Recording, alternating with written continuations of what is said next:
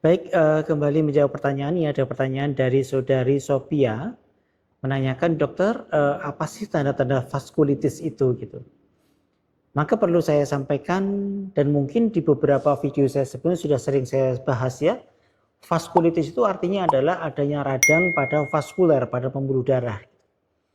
Jadi pembuluh darah yang bentuknya yang lubang gitu, karena ada vaskulitis, ada radang, maka menyebabkan jadi sempit ya lubangnya. Kenapa? Karena dia bengkak gitu kan kalau radang, maka aliran darah menjadi tidak lancar gitu.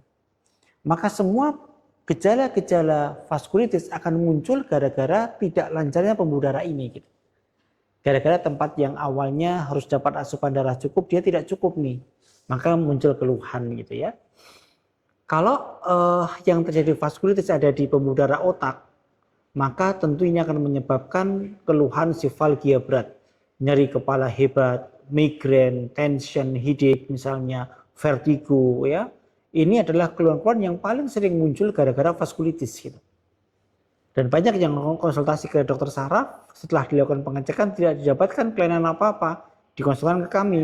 Ternyata setelah dicek maka tampak vaskulitis gitu. Maka ini salah satu tandanya adalah nyeri kepala yang hebat pada pasien-pasien yang tidak jelas penyebabnya apa gitu. Kemudian yang kedua, kalau misalnya yang diserang di daerah pembuluh darah yang ke arah jantung, ke koroner misalnya, maka tentu akan menyebabkan nyeri dada yang hebat ya, ada chest pain ya, kemudian rasa berdebar-debar yang hebat dan seterusnya. Dan banyak juga pasien-pasien dengan vaskulitis ini ternyata setelah dicek terjadi penyakit jantung koroner gitu.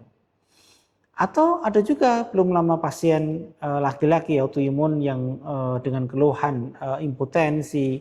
Kenapa? Karena terjadi vaskulitis pada pembuluh darah yang ke arah penis, misalnya ke arah kelamin.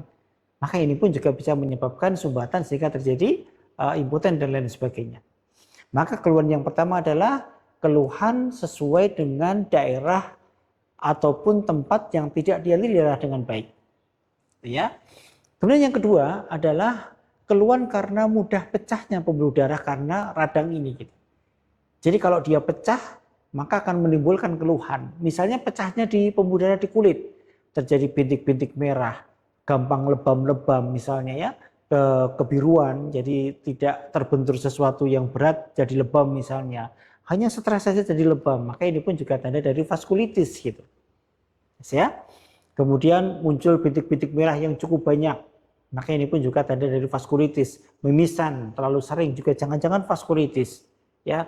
Ataupun batuk keluar darah, jangan-jangan vaskulitis yang di pembuluh darah di paru misalnya. Maka ini adalah tanda-tanda dari vaskulitis gitu. Kecuali itu juga ada tanda-tanda yang lain, tanda-tanda sistemik seperti kelelahan yang hebat, demam yang sumar-sumar ya, penurunan berat badan yang tidak jelas misalnya mual muntah. Kalau ada vaskulitis di pembuluh darah di arah gaster gitu. Karena banyak loh ada orang-orang yang nyari perut hebat, mual muntah, dikira sakit lambung ternyata vaskulitis gitu kan. Ini juga sering terjadi. Maka keluhan-keluhan yang tidak jelas dan tidak diketahui penyebabnya kita boleh mencurigai sebagai vaskulitis dan kemudian kita lakukan pemeriksaan-pemeriksaan yang lain seperti angiografi ataupun tes-tes yang lain.